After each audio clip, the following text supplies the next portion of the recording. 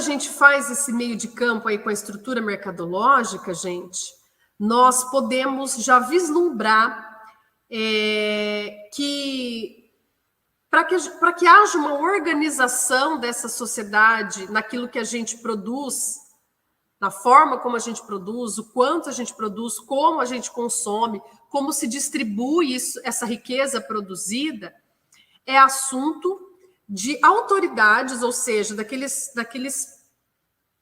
agentes, assim, aqueles indivíduos que são pensados na sociedade para serem autoridades econômicas e tomar as decisões, teoricamente, em nome desse grupo social.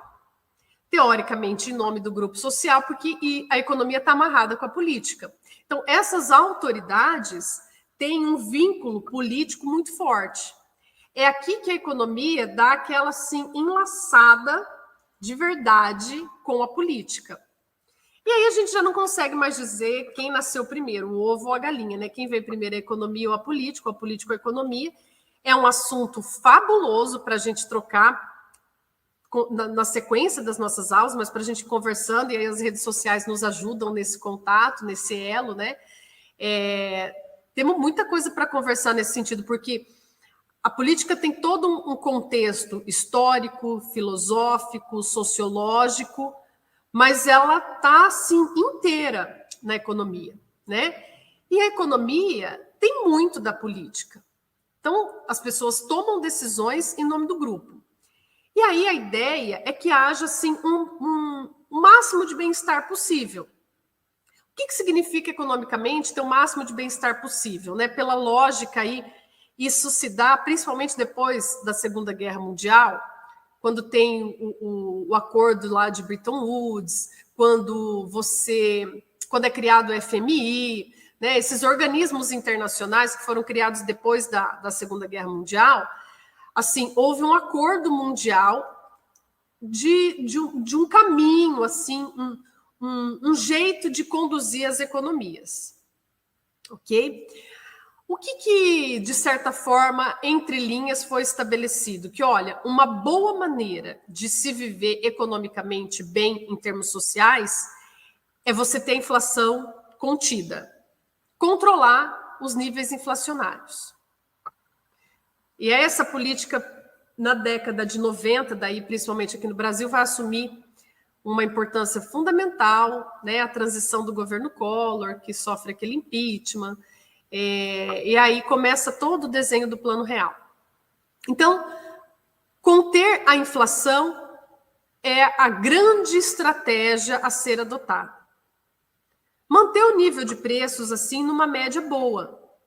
Porque se há um aumento significativo dos preços, impacta no consumo, corrói o poder de compra dos indivíduos, dos compradores, daqueles que exercem demanda, e a economia fica completamente comprometida.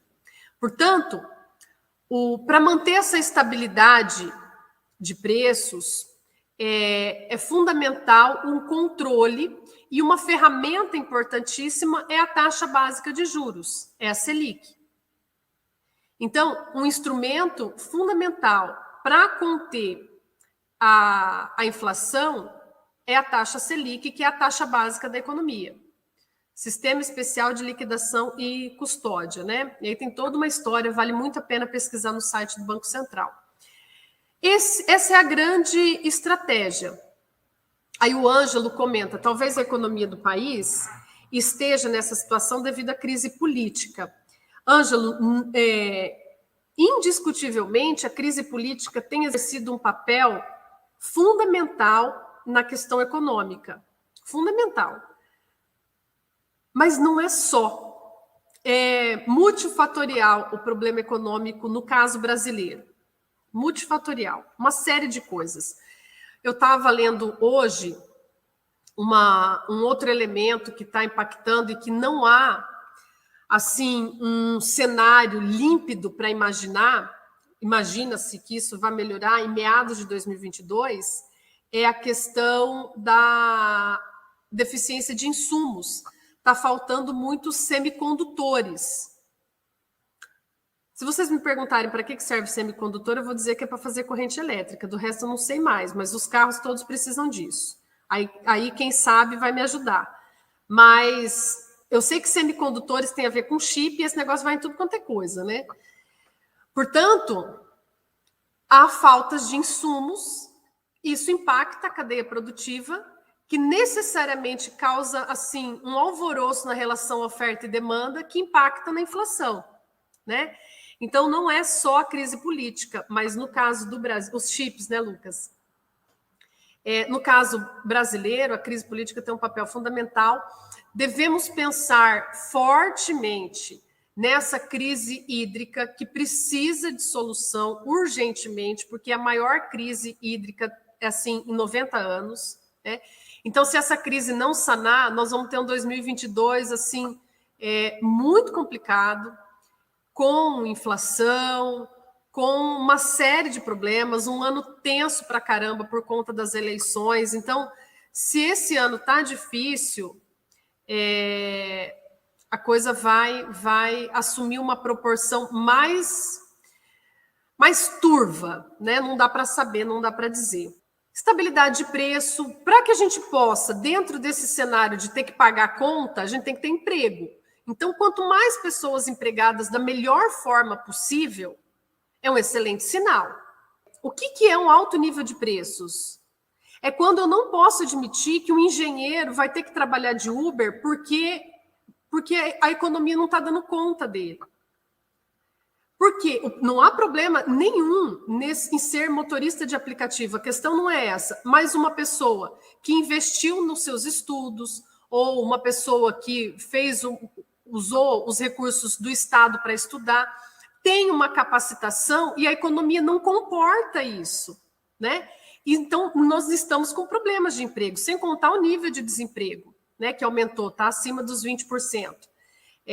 Então, nós estamos aqui estudando, Lucas, Wellington, Jennifer, né, tanta gente aqui, nós estamos estudando, estamos nos dedicando por longos anos, abrindo mão, renunciando a outras situações. Nós temos que ser bem remunerados, nós temos que fazer o nosso papel.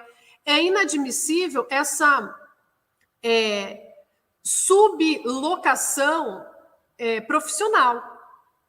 Então, nós estamos com problemas de emprego. Nós não podemos só analisar a taxa de desemprego. Essa abordagem crítica é fundamental, né?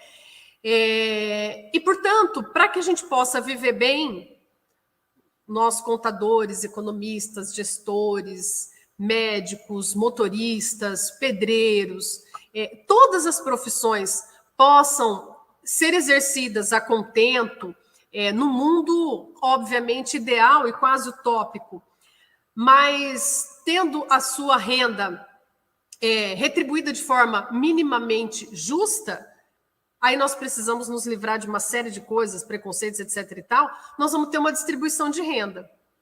E essa distribuição de renda, a partir de capital humano e tudo isso que eu já falei, vai gerar uma situação mais equânime nessa economia. Portanto, é papel das autoridades econômicas, é papel da economia, de quem atua economicamente, atuar nesse quesito de distribuição de renda, né? Aí tem uma série de medidas que são polêmicas e que merecem discussão, merecem diálogo, como, por exemplo, a transferência de renda, né? É um jeito de atuar nessa distribuição, mas que são problemas históricos que a gente pode discutir. E o crescimento econômico, obviamente. Não há como imaginar uma sociedade desenvolvida que não tenha produção de riqueza. Nós precisamos produzir, nós precisamos entender como se faz essa produção para ficar mais rico. E isso se reflete no PIB, Produto Interno Bruto, tudo aquilo que foi produzido em termos de bens e serviços no país, né?